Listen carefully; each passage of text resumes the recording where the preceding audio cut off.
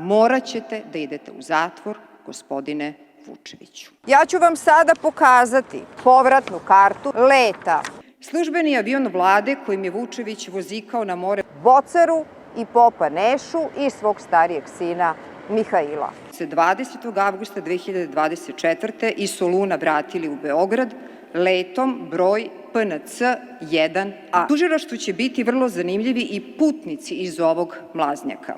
Maja Vučević, supruga premijera Vučevića, i Dušanka Stojšić, supruga Nenada Stojšića, poznatog kao Pop Neša. Drugim avionom, službenim avionom vlade Srbije, išao je Vučević sa sinom Mihailom, kao i novosadski Neymar Bocera, po obrazovanju mašinovođa, za kog se sumnja da je samo paravan za milione evra i kvadrata, čiji je pravi vlasnik Miloš Vučević, plus u avionu Pop Neša, za kog se sumnja da skuplja harač za Vučevića za posredovanje oko tendera lokacijskih dozvola. Dakle, oni su avionom vlade, a familija privatnim Falkonom. Platili su građani Srbije.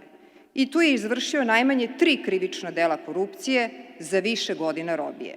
Ovim je direktno uhvaćen u delu Miloš Vučević. Iznajmljen je od kompanije Prince Aviation Veselina Jevrosimovića, koji je preko druge svoje firme Comtrade i kartela braće Vučić dobio desetine milijardi od poslova sa državom. Vučevićev ortak i saputnik Dragoljub Zbiljić je preko svoje firme Energotehnika Južna Bačka dobio više od, pazite, 750 miliona evra od organa i preduzeća vlade i raznih uprava. I još nešto želim da poručim Milošu Vučeviću.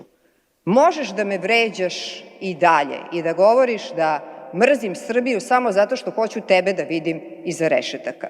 Niti si ti Srbija, niti ću ja prestati da se borim protiv tebe i organizovane kriminalne grupe Srpske napredne stranke baš zato što volim svoju zemlju kojoj ste ogulili kožu s leđa.